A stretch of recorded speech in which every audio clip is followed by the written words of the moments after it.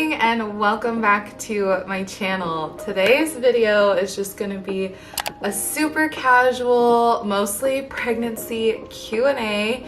Like I said, super casual. I'm here in my living room, PJs, and crap tons of laundry to do. So I actually folded this load in my last vlog, but looks like Bash got into it and it is no longer folded or organized at all. And then this has been done since my last video. So lots of laundry, and I just figured, hey, let's knock out two birds with one stone. Let's film a video today and get some laundry done. So that is exactly what we're doing. If you're new to my channel, my name is Shanoa. I have one son and he is 19 months right now.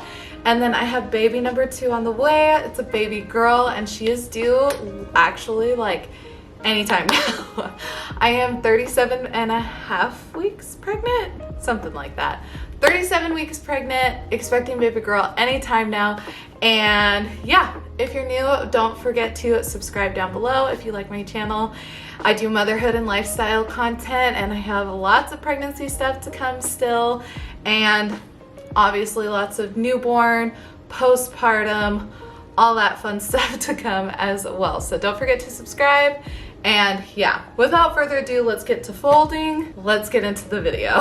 Okay, so like I said, I did a little Q&A over on Instagram. I actually did it a couple of weeks ago. I was planning on doing a Q&A as part of Vlogmas, but I just decided to scrap it. And so now we're finally going to get to the Q&A. And I've mostly decided, because some of those questions were very holiday specific since it was for Vlogmas. So I decided to filter those out since we're kind of past the holidays now, and mostly just gear this towards kind of pregnancy related questions that I got. So anyhow, if you'd like to be part of future Q&As, then don't forget to go over to my Instagram and follow me there. That's where I post about all of them. And yeah, anyhow, so let's go ahead and get into the questions. The first question was, do I feel like I waited long enough between babies? So like I said, I have a 19-month-old son right now, and he's a little cray-cray, but we absolutely adore him, and he's actually in a really fun stage right now. But by the time baby girl's due date comes, that's actually like exactly 20 months from my son's birthday. So if she comes on her due date, they will be exactly 20 months apart. But if she comes before or after, it's around 20 months. But either way, they're about 20 months apart. Okay, my little cotton ball, wool ball, whatever, got stuck in the sleeve. Anyhow, 20 months apart, do I feel like I waited long enough? Yes and no. At the beginning of my pregnancy, I will link my first trimester update for you guys if you haven't already seen it. But I talk about like the extreme hardships of being pregnant with a young toddler. And I think at that time, during my first trimester and just shortly after it, I kind of did feel like I didn't wait long enough because Bash was in a really hard stage, and it was just hard to navigate and exhausting, and not like he's any less tiring or full of energy. If anything, he has more now. But I just feel like, at least right now, we've kind of figured things out to a certain extent, and I feel like I have a better grip on things, and I'm just in a way better place mentally, where it's like 20 months of a difference, whereas like before I was like, we goofed, we should have waited a little longer. I'm feeling a lot more confident about that gap, and I think it'll be really fun to watch them grow up so close in age and grow up together. At the end of the day, no, I don't regret it. I think 20 months is a good mix. We'll see how I feel once baby girl is actually here, but right now I'm feeling really confident about the age gap, and Bash is definitely like my biggest fear, or me and my husband's biggest fear, was just being able to communicate with Bash and have him communicate with us, and just have a better process for how we understand one another before baby girl came, and I think we're definitely there. He is way more verbal and vocal, and like I know he understands us, and we're still trying to figure out some of the things he's saying, but for the most part we understand him as well, and that seriously makes a huge difference. So next question is feelings about transitioning from 1 to 2 kids. I feel like I've kind of touched on it, but another thing that I'm like, I don't know, I was telling my husband, weirdly, I feel more anxious this time around than I did with Bash, and I think I'm just nervous about how he's gonna take the transition and just like trying to balance it all. And like there are things in my head that I've like told myself, like, you need to make this a priority even after baby girl comes, and that's like reading books with Bash, spending time with him on a daily basis, and like his nighttime routine right now. We've established a pretty good nighttime routine with him where we tuck him into bed and we say family prayers and things like that. And I feel like we actually have a really good night routine with him. And I think I need to make that a priority, that even when baby girl comes, she just comes along with, or we set her down and put all of our attention to Bash. But either way, I feel like just trying to balance it all, that is like my biggest fear. And then also, Ruben starts his semester next week. Like in 3 days, he starts his semester. And so I am incredibly nervous about him being in class, and like knowing that like the postpartum experience that we had with Bash, where it was just like we didn't have anything going on. We literally just basically sat at home all day and watched a crap ton of Netflix and stuff. This postpartum experience with that, and like having Ruben at my beck and call, like to help whenever I wanted, is just not, it's not gonna happen. It's not a reality in any way, shape, or form. So that makes me very nervous, just handling a lot more on my own. And I know he will be as helpful in every situation as he can be, but I also don't want him to suffer school-wise. I want him to still prioritize that. So I think that's just gonna be hard to do, just different. I think that's the biggest thing, is there's just a lot that's very different. We're in a very, very different stage of our lives right now than we were when we had Sebastian. So just balancing all of that and figuring it out is what I'm most nervous about.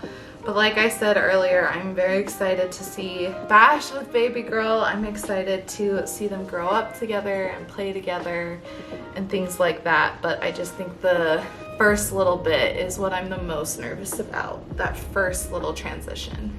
Okay, next question. What are you most nervous about with birth this time around, / are you nervous? I am nervous. Once again, I feel like I'm more nervous this time around than I am with Bash, because I have a general idea of like what it's gonna be like. I'm expecting a long labor, because my labor with Bash was 19 hours. So I'm expecting it to be long, but I'm nervous that like, what if it's not as long as I anticipate? And I'm like, and then also having Bash and like making sure that he's taken care of while we wait for my mom to come is also nerve-wracking for me. So the plan right now is like, we have some friends that live just a few minutes away, and they're gonna be on call to watch Bash if I go into labor until my mom arrives, and she's driving over from New Mexico. And so I'm so happy that she lives so much closer now. I don't know, like our friends who we have 5 minutes away, they're the best, but I just feel really bad because I'm like, they have full-time jobs and are also in law school and things like that. So it's like, you know, I just feel like I'm inconveniencing people, and so I just feel really bad about that. But I think I just have to just say it is what it is, and they could say no if we asked them to help, and like when we asked them to help they could have said no too, and they have been very gracious and kind to us. They're the best friends ever and they've been willing to help so much. And so I just have to remember, like, They could have said no and they didn't, so it's gonna be okay. So I'm nervous about that. But as far as like delivery, I'm not nervous about delivery. I don't think so. Like I am and I'm not. I just hope that things go well. I feel like I had a good birth experience the first time around, and I hope that I continue and like I don't have a traumatic birth experience, because I know that some people do. So I hope that I have a good birth experience, even if it's another long one. I'm still anticipating about like minimum 12-hour labor process. So I mean, I'm prepared for the long haul, and I don't know, I think that's it. Are you doing anything different with your birth this time? Yes. I mean, yes and no. I feel like for the most part, like the delivery part will be exactly the same. So I'm gonna get an epidural, we're doing it at the hospital, all that stuff. What I would like to do differently right now is the immediate like postpartum stuff. So I'd like to do delayed cord clamping for I think like 15 minutes. I haven't done a ton of research, but from the little bit of research that I've done, I've seen that there's a lot of benefits to doing delayed cord clamping for the baby. And so I'd like to do that. Something that I've been debating, but I just don't know, and I think it might be a like in the moment kind of thing, is catching her. I've seen a lot of moms do it and like talk about it, and it sounds really cool. But at the same time, one, I'm scared I'd drop her because, you know, they're all covered in nasties. So I'm scared I'd drop her. And also I'm like all being covered in all the post-birth stuff or birth stuff. It kind of grosses me out. So I kind of want to catch her, but at the same time, I'm pretty grossed out by all that stuff. So we'll see if I actually do it. But in my head, I'm like, I've seen videos and I'm like, oh, that looks so cool. And I've heard just how empowering and how special it is to do that. So I'm like, maybe, but like I said, I think that will be a spur of the moment kind of thing. I didn't feel like I did enough in general, even after the hospital. I don't think I did enough skin to skin contact with Sebastian, which might have affected my milk supply. If you don't know, I really struggled with milk supply and breastfeeding with Sebastian. So this time there's different things I want to try, like from the very beginning, to hopefully help my milk supply so that maybe I'll be able to breastfeed longer.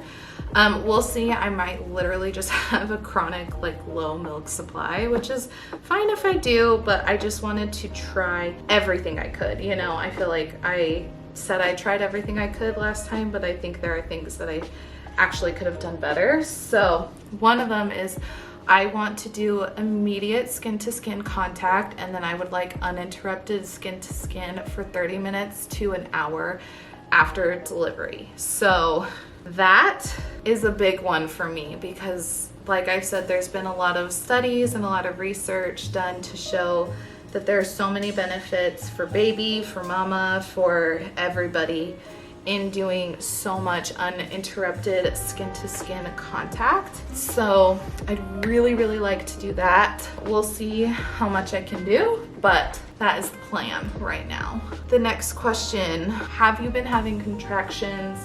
Yes. I mean, I am full term at this point, and my doctor has expressed that like she can come whenever, and he feels fully confident in my body and he feels fully confident in her and her health right now, that it would be totally fine if she came 3 weeks early, you know? And so that gives me a lot of peace and a lot of just calmness. So I'm not nervous about that. But I have been having contractions off and on for the last few days, but nothing ever like super consistent or anything. So like I still think that she's like a ways away, and that's wah, but it's fine. It's not a big deal. She's gonna come when she needs to come, and the timing is gonna be exactly what it needs to be, and she's gonna be healthy. And I'm just trying to manifest lots of positivity towards labor, towards delivery, towards this whole experience. Thoughts on being pregnant during a pandemic. I think it hard and nice at the same time, like, and not different at the same time, you know? I think it's different though because it's my second. I feel like I'd be a lot more disappointed if it was my first, because, you know, we didn't get to have a baby shower second time around, but I actually, like, I don't feel like baby showers are super common after the first baby. So I'm not like bothered that we didn't get a baby shower at all, you know? You know, like with your first, I feel like baby showers are essential to help you kind of stockpile on clothes and diapers and get some help in getting some of the big ticket items and things like that, or just like anything that you need for baby. So I feel like it would have been different if it was my first versus my second. The worst part has been going to my appointments alone. Luckily, we haven't had anything to worry about, and it's actually been okay because then we don't have to find a babysitter for Sebastian, and Ruben can always be home with him, and that is actually really helpful because finding a babysitter is hard, especially like midday, you know, people have school and work and all those things, so finding somebody to watch him in the middle of the day would be hard. Ruben was able to attend while we lived in Utah, but ever since we've moved here, it has been not hard, but just like a little bit disappointing, because of course I want my husband there and I want him to be, you know, just as involved in this whole pregnancy as I am. So yeah, it's been a little wham, but you know, worse things can happen. So I'm glad though, because he will be able to be in the delivery room for the whole thing. Next question, does Bash know what's about to happen? I don't think so. We have tried talking to him a lot and explaining there's a baby in here and talking to him about baby girl and like calling her by name with him and practicing her name. We've really tried to, I feel like, explain, but I just think it's going straight over his head, and I think it might be a little bit of a shock to his system when she actually comes. But like I said, there are things that we're just gonna take them as they come. So we'll see how that actually goes when it happens. Okay, so those are like all the pregnancy related questions that I got, and then non-pregnancy related questions. There weren't a ton of non-pregnancy ones that weren't holiday, but the few that I did get, I wanted to answer. So tips on how to get good family photos after baby arrives. So I didn't know if they meant like immediately after baby or just like when you have a baby and like kids and stuff. For us, what we're doing like immediately after delivery is I have my camera, and I have two cameras. I have my photography camera and my vlog camera, and I'm gonna have both of them recording. And my photography camera can shoot 4K, so I'm gonna be recording video on that, and then taking screenshots of moments that I want to have pictures of, because when you shoot 4K, it shoots it so like such high quality. So I'm hoping that by doing that, we can get pictures and whatnot. But my biggest tip is if you only have an iPhone, change your settings, look it up. I don't know how to do it on an iPhone. I have a Google phone, but change your settings so that it shoots at 4K, and then screenshot, like just set it to video, go stand or sit or whatever you want to do, whether it's an action shot or like more of a stationary pose, and then just screenshot what you want, you know, like the best second, the best moment of that clip, screenshot it, get a little tripod. There's no shame in carrying around a little tripod. If you are asking somebody to take pictures of you and your family, I would have like your husband stand and pose, and you frame the picture how you want. And then when you ask somebody, look for people who look like they know what they're doing with a camera, but if not, just show them the picture and say like, this is what I kind of want for a picture. I was standing right here. Could you try and take a picture for me? and just accept what you get, you know, and ask them to take multiple pictures. Just say like, take 10 pictures and we'll just smile and do our thing, but just keep shooting, you know, for like 10 pictures, and that would help so much. Also, another thing is, if your kid is not looking at the camera, just accept it. If your kid won't let go of the doll or the dinosaur or the block or the rock, for my kid, he will not, like, if we're out in nature, most of our pictures have rocks in them because he's obsessed with rocks, and I've just accepted that that is how it is. And that's something actually that's kind of cute, and it's just part of who he is right now, is he's obsessed with rocks. Just embrace it, you know, and just accept that it is what it is, and just like, I don't know, I just feel like trying to force your kid to do something they don't want to do is not going to make for a good picture. They're going to be miserable, you're going to be miserable, you're going to hate the picture, it's going to feel forced. But if you just embrace what they're doing and are open to more action shots, are okay if they're not looking at the camera or they're not smiling, I feel like it will just be like a much better experience. Of course you want those pictures, but I feel like just understanding that those are going to be the minority of the picture. It stopped recording, but luckily I noticed it, so we're good. But anyhow, I feel like just accepting like the whole process of it, and just accepting that toddlers do not, like babies you can't control, toddlers you can't control, kids you can't control anybody but yourself, really.